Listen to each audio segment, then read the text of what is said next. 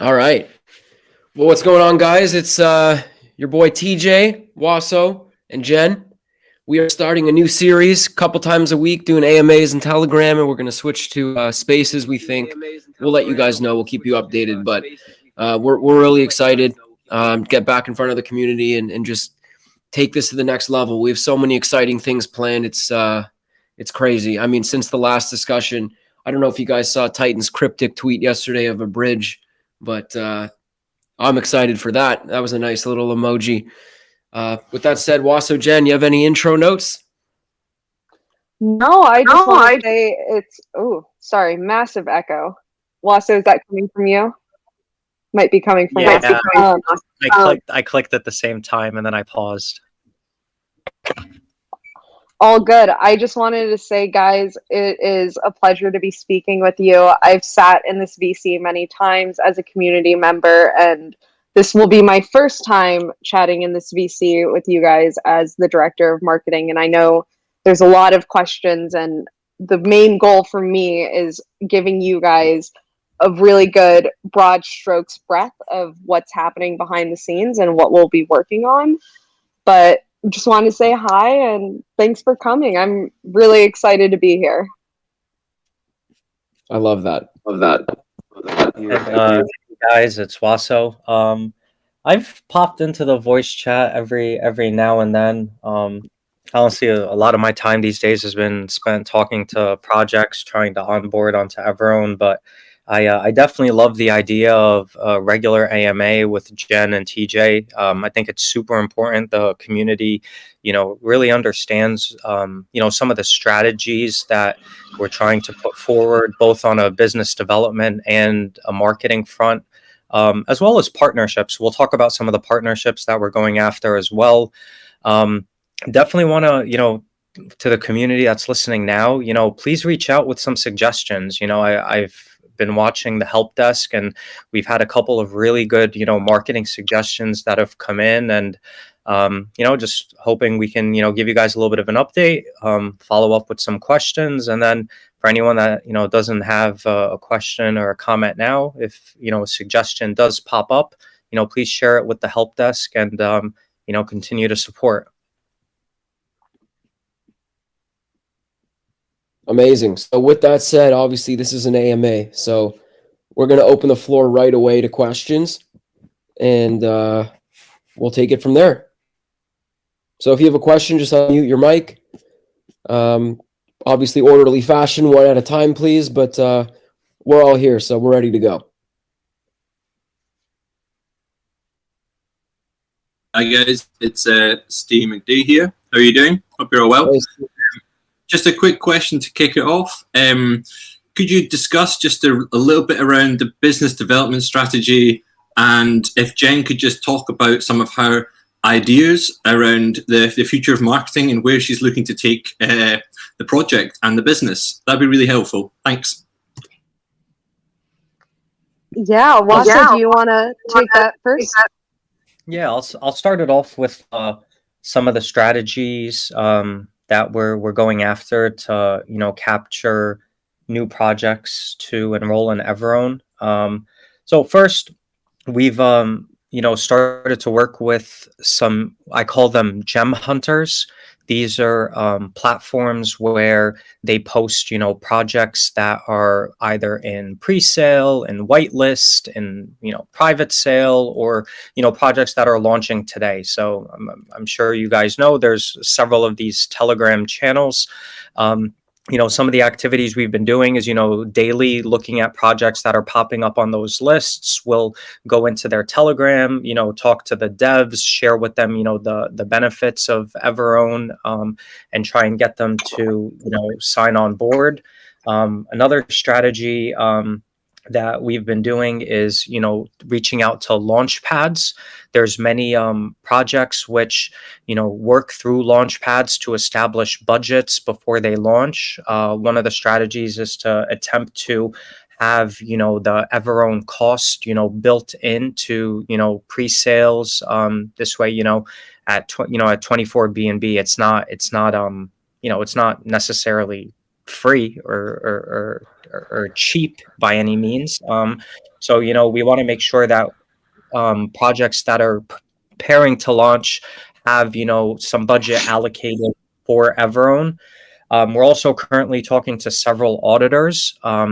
Currently, we're in discussions with it's between 4 and 5 auditors at this point. Some preliminary, some, you know, much further down the conversation. Some of the strategies with the auditors include, you know, different things. You know, one of the requirements, as you all know, to be enrolled into EverOwn is a requirement to be audited. So we're hoping that, you know, we can, you know, refer projects to some auditors who can, you know, turn around, you know, 12, 24, maybe even 48-hour audits, as well as having auditors recommend to projects EverOwn. So one of the biggest issues when you look at audits is typically a centralization issue, is a developer having too much control. Sometimes they'll say, you know, use a multi-sig wallet. Other times they'll say, you know, use a time lock. So one of the strategies is to try and get these developers to formally recommend in their audit report EverOwn. Obviously, you know, before we do that, you know, there's been, you know, multiple conversations where we need to bring Titan in, and, you know, they want to look at the code, and, you know, we're looking to see if there's a way to have EverOwn audited. There really aren't many platforms, at least like some of the auditors that we're talking to now are some like the biggest names in the space, and they don't audit DApps. So that's been kind of, you know, a big discussion point with, you know, that, you know, with auditors. One of the other things we're looking at is AMA platforms. You all know AMAs are very common for projects that are launching.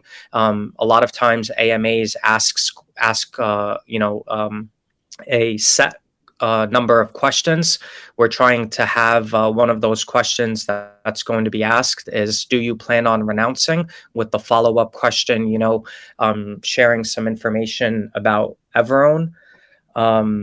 There's also been, you know, a suggestion from a community member, which we're looking into currently. There's like some sniper bot groups for anyone that's participated in pre-sales or, you know, even for launches. I'm sure you know, there's like people out there that have bots who are able to, you know, like target when liquidity is added, for example, into PancakeSwap, and they'll, you know, instantly go and buy. For anyone that's noticed, you know, the projects that have enrolled in EverOwn, they did have, you know, a pretty good response from the market, meaning, you know, they pumped a little bit. So we're trying to target these sniper bot communities to see if there's any, you know, if there's any interest in them, you know, looking after EverOwn projects. And that does a couple of things, you know, if the more projects that see that, you know, the market responds well to EverOwn, I think that's going to be, you know, a big factor in the continued adoption of EverOwn as time passes. But I would say as of right now, those are our main strategies from a business development perspective. We're targeting gem hunters, auditors, launch pads, AMA platforms, and we have yet to target any of these sniper bot communities. But that is one of our you know, upcoming, I call them like vertical markets that we're going to be targeting. Sorry, guys, excuse me. I am still getting over a cold, so you might hear me sniffle and cough here and there, just because every time I mute myself on Telegram, it messes up my Telegram voice chat for some reason. But speaking from a marketing level, you know, I've recently come into this position, and I'm fairly new to the leadership team and everything. And one of the things that personally drew me to EverRise was this idea that we can create new safety standards in DeFi, that we can add a level of security for all the projects that are launching and for investors too. And with that in mind, I've kind of shaped the entire internal marketing mission basically to make EverRise synonymous to safety and security. Like, I want that brand recognition for us. So anytime someone mentions EverRise, like, my ideal response, if the person doesn't know about the project, they're like, oh yeah, like, I've heard about that. Like, it has something to do with safety, right? And if we can establish that language across all of our branding and our marketing efforts, the amount of awareness we're going to drive is going to be insane. When I think about marketing, you know, what makes the most sense is to kind of look at the business funnel. What is the marketing funnel? How are people finding out about us right now? And so a lot of the marketing strategies you'll be seeing me implement will be primarily focused on top of funnel efforts, which for those of you guys who don't know, that's really focused on raising the awareness, getting people familiar with the brand, getting people familiar with the product. And that ends up coming out in a couple of different ways. I think one of the things that we're working on right now is adjusting our social media strategy. So that way we're spitting out consistent content that's highly engaging, that then appears on everyone else's feeds. You know, there's a lot of people that are following us, that are retweeting our tweets, but the whole point is the content that we put out needs to be good enough that when these people are retweeting our tweets, that it's showing up in everyone that's following them. It's showing up in their newsfeed. So we're really focused right now on, one, revamping our social media strategy. The other one that we are also in the process of optimizing is our targeted ads. Ads are a great way to introduce projects, whether crypto or not crypto. Like, ads are a great awareness driver. And you know, I remember when I first joined this project, there was someone saying we were spending $25,000 on PooCoin ads a day for a couple of days or weeks or however long that was. And it just made me think, like, is that actually a good return on investment? Like, what is the click-through rate? What are the actual impression rates? So one of the things that I've been working with the team on a lot recently is looking at the various platforms we've run ads on before. As you guys probably know, you've seen some ads on CoinMarketCal, you've seen some ads on BSC Scan. We did run some PooCoin ads, but for us, we're in this data gathering mode. I want to see and get a much better understanding of, like, right now for EverRise, like, what is our current demographic? What is the demographic of DeFi in general? How can we start creating more targeted campaigns to get the word out to people who don't know who we are? And so we've been doing a lot of experimenting with various target audience targeting on various ad platforms. And so that kind of covers the ad strategy. But going back to my big point of wanting people to make, when they hear EverRise, I want them to think about security and safety, right? So a lot of what EverRise as a project has done has been groundbreaking. We're the first cryptocurrency to introduce buyback. We are the first cryptocurrency to introduce this idea of community-owned contracts. Like, that, to me, the way we've gone about our press strategy before, it would just be a lot of syndications. And for those who don't know, syndications are, we put out a press release on, like, PR Newswire, and then a bunch of, you know, media companies pick it up and they'll just publish the same piece over and over again. What I want to do is move away from that. I think having more editorial coverage, more thoughtful coverage about what exactly is happening in the DeFi space, what is happening with the Binance Smart Chain, what's happening with Ethereum, how are all of these things related, and what problems are we seeing as an industry? And now, how does EverRise fit into that picture, and how are we fixing those problems? That allows us to establish not only thought leadership in this space, but really to plant a flag down saying, we are the first to do this. We are innovators, and it's setting EverRise up to be a project that other projects look towards, if that makes sense. Obviously, a part of top funnel strategy is working with influencers. I know when I see you guys posting in main chat, like, win marketing, in my head, I translate that into win influencers. They're coming. There's been a large portion of the marketing budget that I've had Titan and Guard remove from the wallet that has been dedicated to influencers. And I just want to say, on the note of influencers, we both have a macro strategy as well as a micro influencer strategy. So you will see smaller named influencers posting about EverRise because they have their own audience, right? But on the macro level, the larger influencers, the tier 1 influencers, just to give you guys a little bit of a peek into what that process is, I wish it was as easy as like, hey, let me write you, let me send you a ton of money and you'll just make a video reviewing the project. With these tier 1 influencers, it's a little bit more of a collaboration. We have to work with their teams. We have to work with the people that are vetting the projects. And we end up actually getting into really in-depth conversations about the project. So that way that influencer knows when they stick their stamp of approval on the project, it's a legitimate stamp of approval. So sorry, I know that's a lot of information, but I hope that kind of covered it in broad strokes, what you guys were looking for.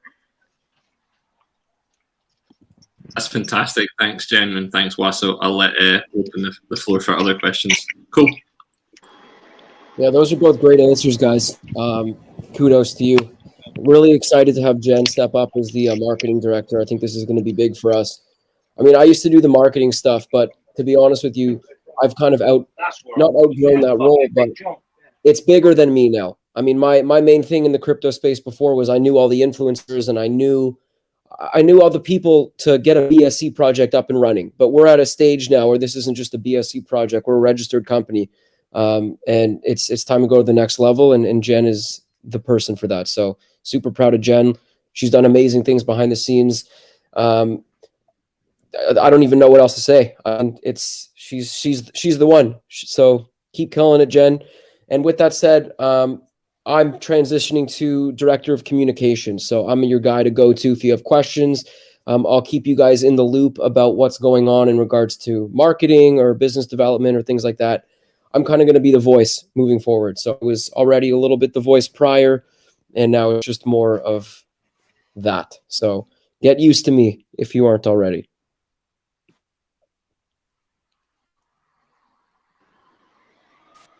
Hi, I have 2 questions if it's possible. Absolutely. First one, speaking to Jen's top of funnel approach, I currently feel a big part of the things that everyone has pioneered is left out of the messaging. So basically like a portion of the funnel is not public. And that is that the pioneering that the revenue sharing going towards the token. Will we be seeing any of that messaging in this upcoming strategy or marketing run? Possibly. It's actually something that Gard and I have talked a little bit about. For us, I think, obviously right now we're still, the way EverRise makes money is via volume on the chart, right? Like, I just want to make that very clear. Like, that is still our main source of revenue. But my initial approach and the approach that I'll probably be taking for the next couple of weeks is I want to, sorry, I'm trying to figure out how to formulate this best in my head. Weeks. I don't want to run immediately with that messaging of like, oh, look at this revenue sharing that's going to contribute to Rise, because at the end of the day, Rise is the cornerstone of our entire ecosystem, right? It's how it's that small part, but the big part of our ecosystem is the actual utility and use. And so in terms of me looking at spending marketing dollars and as well as manpower and getting editors to write on this stuff, it's more important that we drive home the utility of EverOwn, as opposed to, oh, like there's this utility plus if you're a token holder, like you get all of these extra benefits from EverOwn. Like, I'm not totally interested in pursuing that route right now because I don't think it's needed. I think the utility stands on its own. Does that make sense?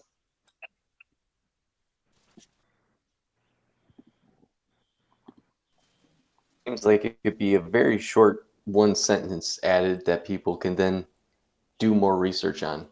enticing other investors for something novel. Yeah, if it's, I'm happy to look at incorporating that. I'll put it that way. It is something that I do need to run by Guard, and we've chatted about it a bit, and it was something that, you know, we didn't want to put a ton of emphasis on. But to your point, absolutely, we could potentially have a sentence about that in various articles. I have a question for Vaso. How is the feedback from the developers so far? Yeah, so before I answer your question, really quickly, regarding the last question for Jen, can you send Jen an example of what that one sentence of the messaging you would like? And obviously, like Jen said, she'll work with Guard to make sure, you know, that all of the messaging is compliant with, you know, to make sure we don't have any legal issues down the road. But I am interested to see what that, like, one sentence would look like. As far as your question, my friend, what is the feedback that we're getting from projects? So there's a bunch. Let me open up my I keep a page of feedback.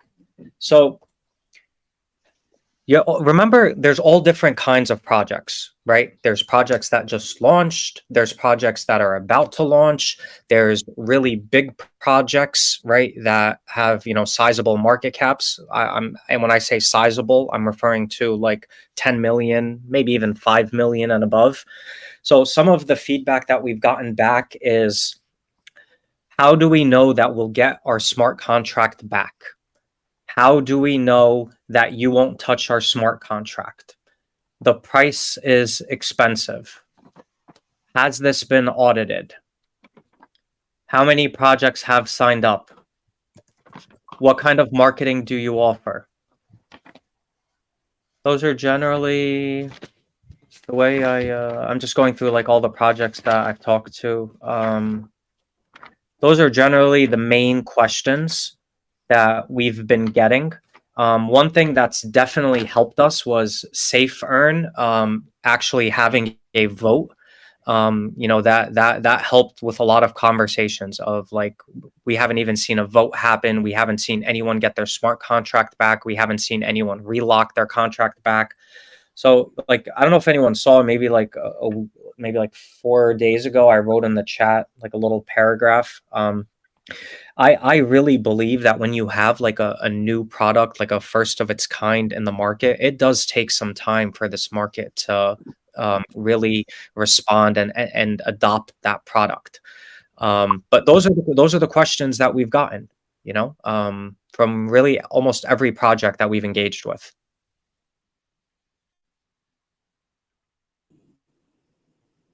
If may I had a phone call. I had to step off. My second question, if I can ask it. Yeah. In your top of funnel approach, one thing I heard kind of missing was the ability to have a project list EverOwn as a roadmap item. Is there any way to approach that, like maybe like a 5 to 10% discount if a project were to list it on their roadmap, and then actually use it later on?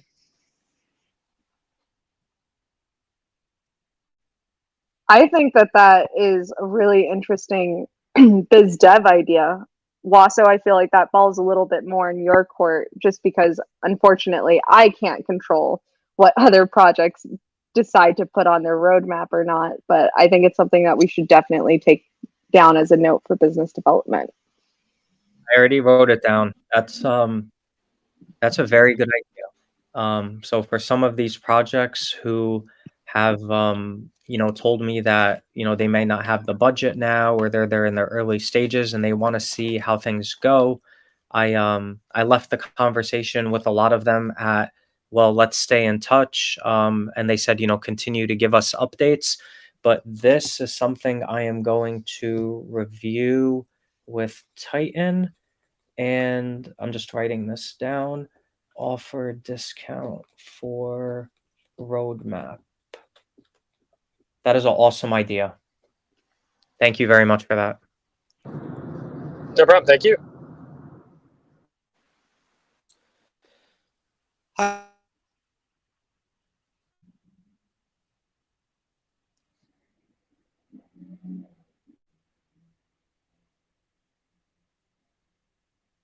guess we'll open the floor to another question. If someone has one, you can just unmute your mic.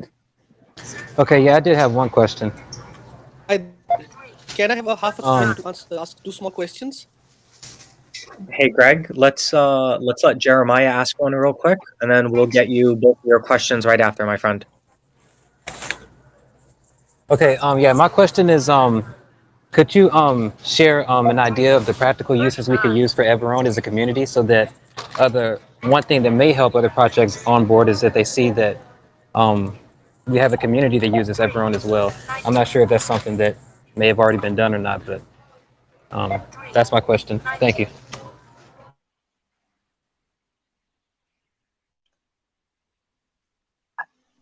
Jeremiah, let me just make sure I understood that question correctly. You're asking. Sorry, can you? I guess I could say it a little clearer. I'm sorry, I was a little bit busy.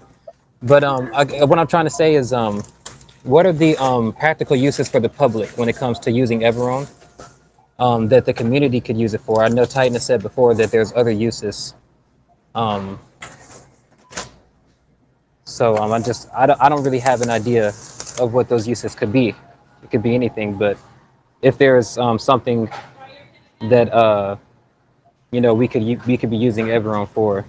I'm just trying to Yeah, I could take that. So I know there's been a couple of times where Guard has mentioned that there are applications where EverOwn or a variation of EverOwn could be used for some type of corporate governance. It could be used for, you know, like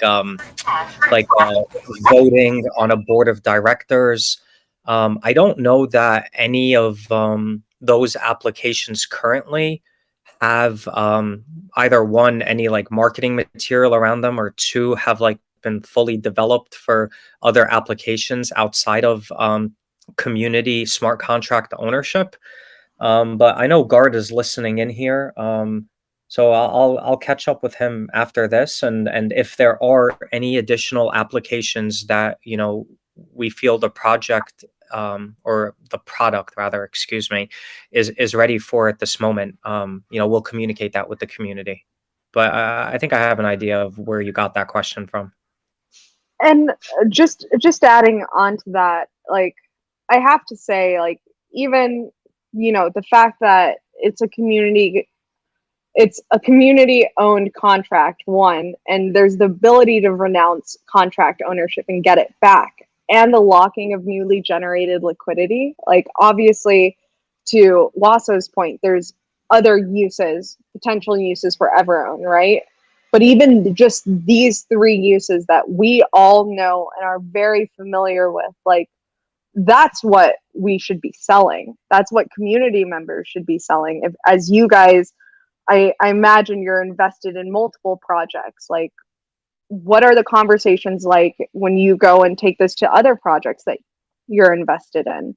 Like, do people see the same need? Because when I'm looking at it, I'm watching rug pulls happen left and right, like we all are.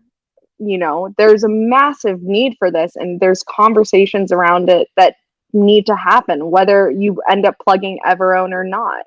But when you're going out and talking to other projects, like, those are questions you should be asking. For me, especially, it's the liquidity locking that I love. Like, the fact that Titan added that feature into EverOwn was like a big deal for me. I'm like, this is huge. So I just thought I'd tack on my 2 cents to Wasso's point. Okay, thank you. That answers my question. To that further, I mean, it's super important that if you, like, listen, like what Jen said, I'm sure you guys are invested in multiple projects. You need to talk to those projects about it too, and stress the importance of using EverRise. I mean, there's nothing like it in the space. We're watching rug pulls left, right, and center. I mean, it's super important and it's needed. So anything that, obviously, we're going 18 hours a day as hard as we can on it, but if you guys can help out too and just kind of get the idea floating around, that goes a long way, and that gets the conversation started. Like, a massive thing for us is we want people, when they're doing their due diligence, when they're doing their research, we want EverOwn to be a part of that checklist, right? Like, as BSC investors and DeFi investors, when you go into a project, I feel like everyone has a little bit of a mental checklist. Like, is the team doxed? Yes or no? Like, okay, no, the team's not doxed, but is the liquidity locked? Sure, the initial liquidity is locked. How long is it locked for? Oh, they locked it for a year. Great. Like, my investment will be safe for a year. Like, the reality is it will not be, because newly generated liquidity is not locked. Like, I'm not necessarily asking you guys to go out and sell EverRone, but what I'm asking is that you look at the problems that EverRone can solve and figure out, how do you make it a part of your due diligence when you go and invest in projects? Like, when you talk to your friends who are also investing in projects, is it a part of the conversation that you guys have when you're sharing projects back and forth? You know, once EverRone becomes a normal part of that conversation, that's when we know that we've marketed this product correctly. That's when we know that the thought leadership and the press and all the efforts that we're putting in to market the utility of this project has been done correctly, is when it becomes normalized in the space. Like, that's where I want to take the marketing. That is the long-term goal for marketing, at least from my perspective. So with that, like, I'll just leave it at that there. I think there was another question that came in like right around the same time Jeremiah's came in. It might have been from, I think it was Greg, maybe, if I'm remembering the name correctly. It was actually it was Dark Lord that was trying to speak. You can go ahead there, Dark Lord. I'll ask after.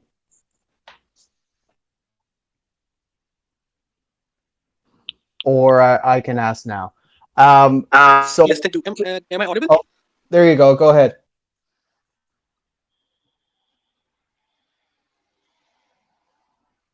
I'm not hearing anything coming through. No, I'm not either.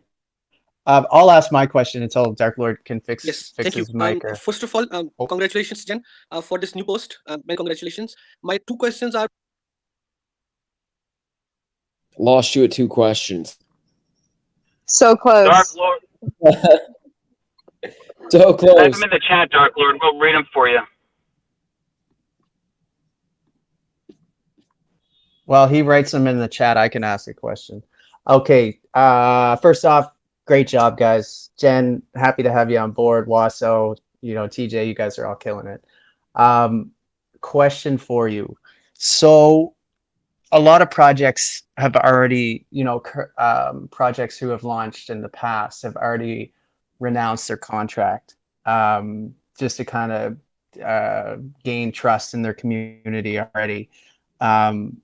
Is there any way that, and these are the projects that need help, like some of these projects, not all of them, but some of them need help, and they need a service like EverRone.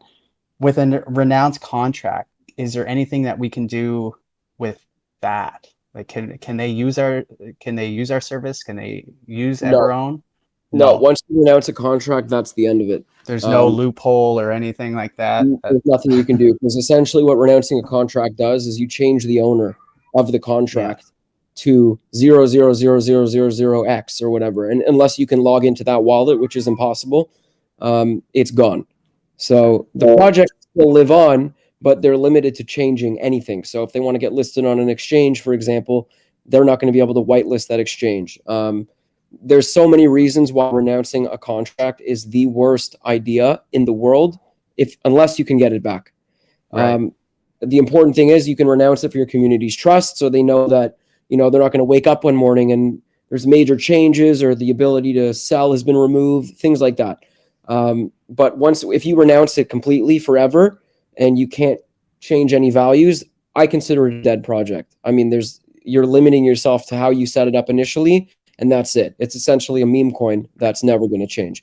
Yeah. If it's a project that wants to grow, you need control of your contract, but you only need to touch the contract, let's say once every few months if something major comes up. So you can temporarily renounce it to EverRone so that your community trusts you. And then when you need to get it back for a change, you let your community know, and the vote goes in, you can make the change and put the contract right back. And that's how you build trust in the community.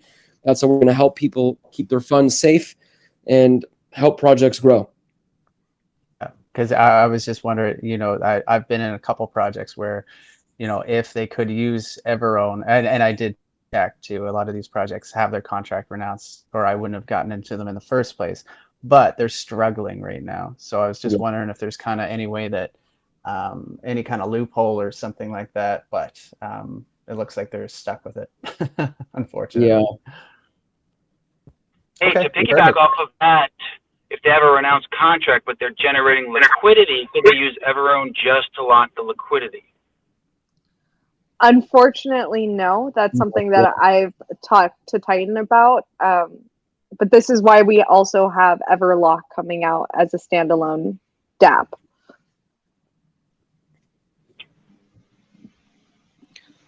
Hi. Awesome. Thanks, guys. Can I ask two small questions? Yes. Yes, thank you.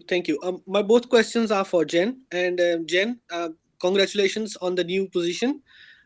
My two small questions are, first, how are you eyeing to tackle marketing outside of social media platforms? And number two is, since you have a great background, I assume, in creative content, how are you planning to drive, or how are you eyeing to drive the marketing through your background, which is creative content? So I believe if you have good fuel, you can drive a great marketing campaign, but the fuel is creative content, and in that category you have great experience. Thank you. Yep. Okay. So can you ask the first question one more time? It's how am I planning on tackling marketing outside of social media, right? Yes. Okay. Sorry, give me a second. So like I said, social media is a small but important part of marketing overall.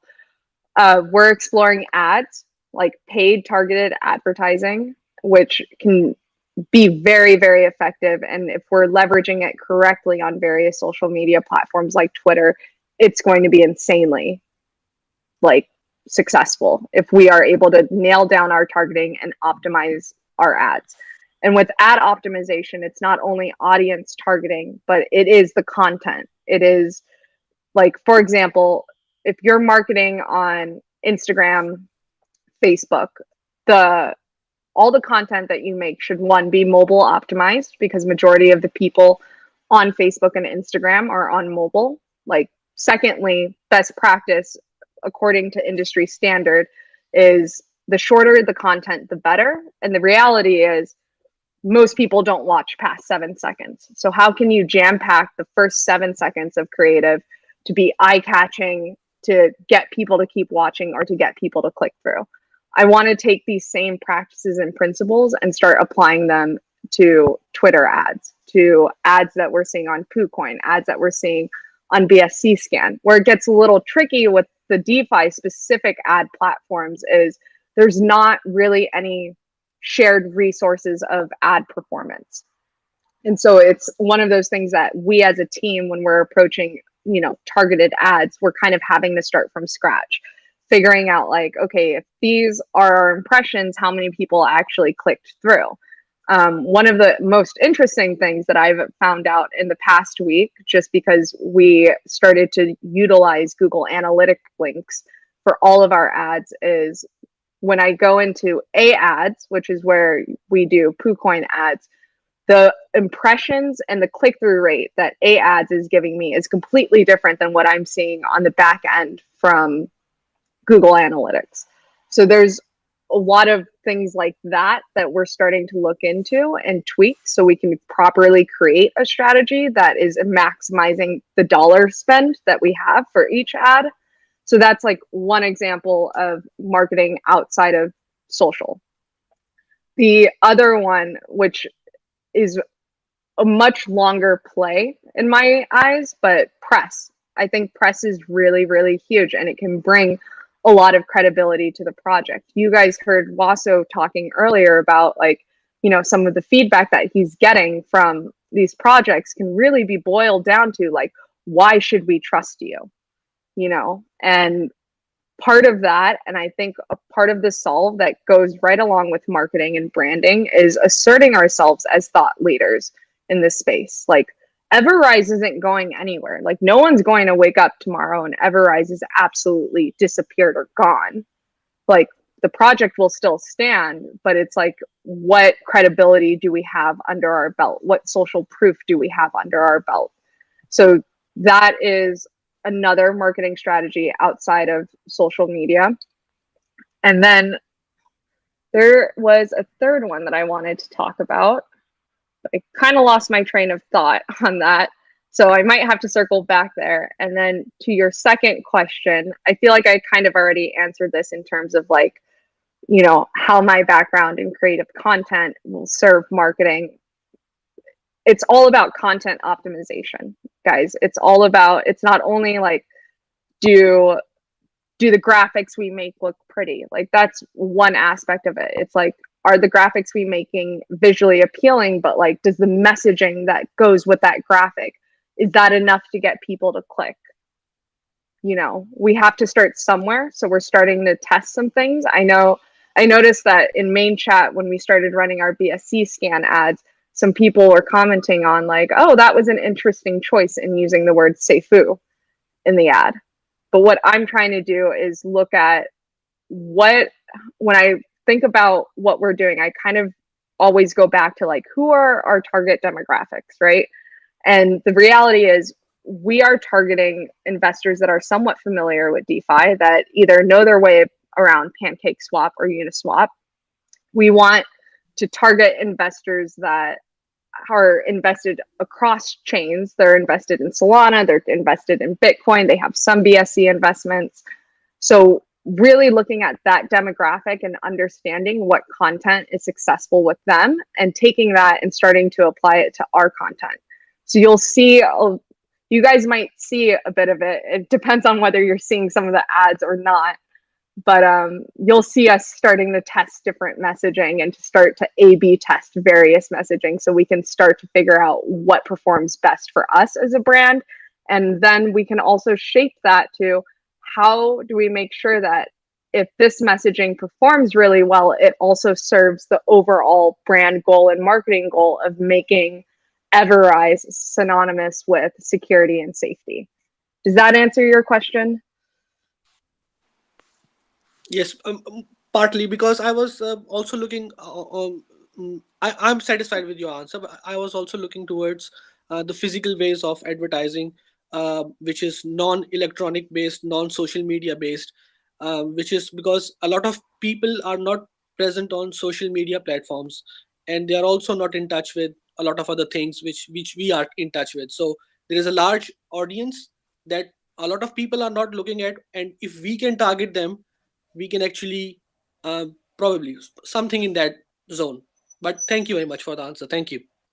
Yeah, and to your point, moving beyond digital for advertising, it is something that is in the marketing roadmap. And quite frankly, we as a brand just are not there yet. It does not make sense for us to spend tens of thousands of dollars on a billboard where we're going to be really restricted with what we're able to say. And yes, while it may be seen by a ton of people, like, no one's going to know what it is. You know what I mean? If they like even, and there's no way for us to really even track, like, are they hitting the website? If we see a massive spike in web visitors, sure. But it just, I understand where you're coming from and it makes sense. And it is something that I do want to explore, just not at this particular moment in time. There's like a couple other things that I mentioned that we just have to get right before we can expand beyond that. I'm very much someone who likes to approach things with, can we execute on this? Can we execute on it well? Once we can execute on that thing well, that's when we can start to expand and spend money elsewhere.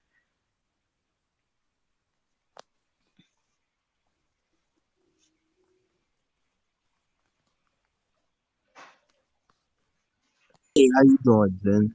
I'm glad to have you on here today. Quick question. Yeah, hit me. Yeah, when it comes to influencers, do you think that that's a proper or a good route to take? And if so, what influencers would you have on your radar to reach out to when it comes So to promoting in that way? Yeah.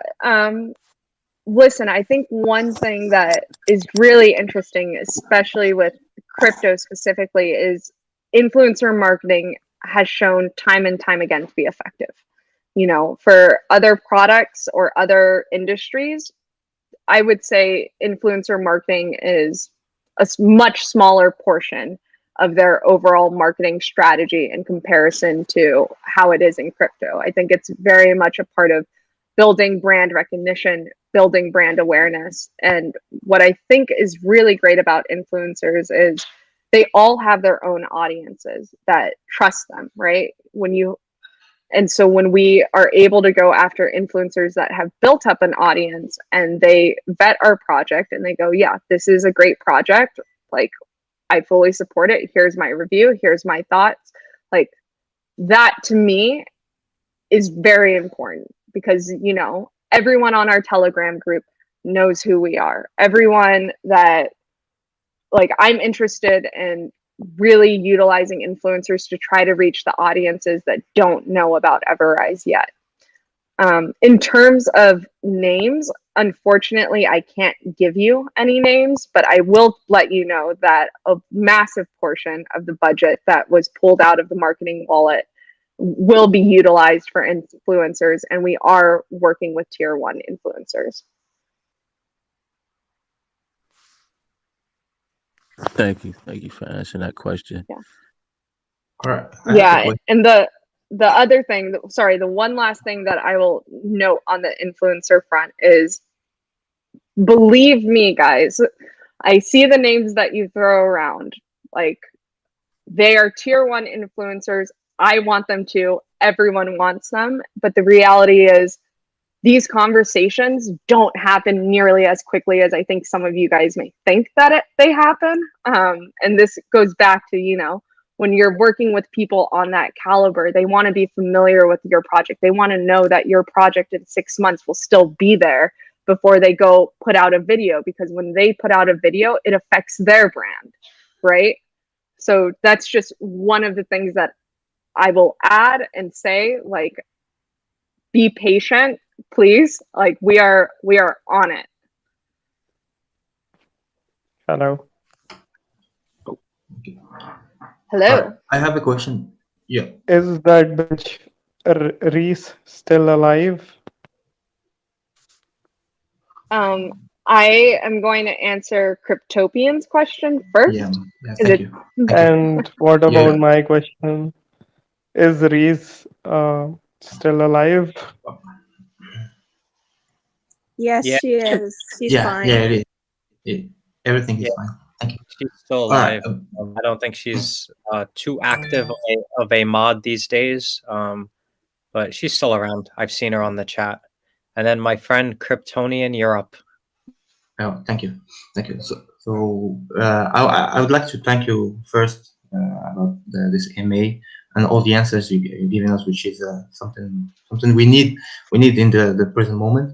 My question, I have actually 2 questions. The first one is, since we started this AMA, we've been ranging between 120 participants and 130. Why? What stop us from doing those AMAs on the Twitter space? Because it could go more viral. We could attract a lot of people. Yeah. So because this was the first AMA that I'm participating in, we wanted to do it in Telegram. But moving forward, we will likely either be utilizing YouTube Live or Twitter Spaces, or streaming our YouTube Live to Twitter. That will be a part of all of our communications moving forward. So on that note, I hear you. It was the first one. I wanted to do it in Telegram, do it in a slightly familiar space, but we will be moving these off of Telegram moving forward. All right. Yeah, sounds good. Thank you. And I have another question. It's a quick one. It's about EverRise. We've been talking about EverRise. Like myself, I've been talking about it on Twitter and to my friends and everybody. Why don't we have a flow chart or something more visual, something that could make it simple for other people to understand it. And that's my question. You know, we did create a how to use EverOwn visual, but I do really like the idea of making a really simple flow chart that kind of breaks it down and how it's utilized. I will talk to the content team. I think that would be great to equip you guys with for when you go out and start talking about the project. Sweet. Thank you. Thank you so much. Yeah, and I want to add to that also. You know, myself, Jen, and TJ have had a lot of conversations this week about like specifically like what we need now to increase engagement. And things like an infographic have come up. Like we've also discussed like doing like a high quality video, something short, maybe, you know, 30 seconds, maybe a minute tops, that is, you know, catchy and just really explains like what are the benefits of EverOwn, and doing like a comparison of like what is life like with EverOwn and what is life like without EverOwn, to try and really capture like, you know, the attention and honestly really a lot of the feelings that investors have when, you know, bad things happen to them, like honeypots and rug pulls and slow liquidity drains. But yeah, you guys will definitely be seeing out of us some more videos, some more infographics, and just some more content that as a community we can all continue to show. Sweet. Thank you. I have a question. Actually, more of a comment, if that's all right. Floor is yours, my friend. Excellent. And what you were just talking about, doing a little video or something like that through the VA here in America, they use it's something simpler to doodle videos. You know what I'm talking about? To explain information. It's like the cartoon videos, if you will, or you can create them yourself and all that stuff, to really explain things to the average everyday, you know, person. And they've had a lot of success with it. So just something to think about. Yeah, you'll have the professional videos of actual people, but it's those cartoons that, you know, are actually explaining, here's what your life is like before, and here's or with, you know, EverOwn and without, in maybe like a cartoon format that kind of spells it out easily as opposed to an actual person. I don't know. I'm just trying to think outside the box there.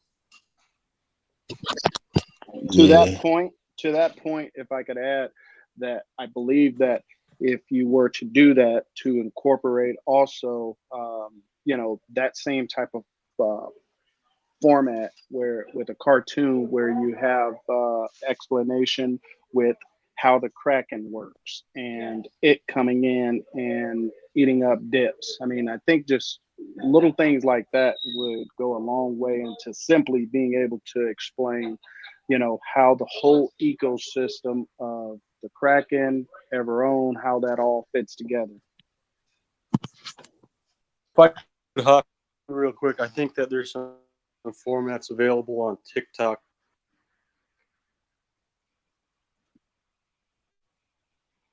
That could be really helpful too. I don't know if anyone would ever add to TikTok too, but that might be a, you know, another route.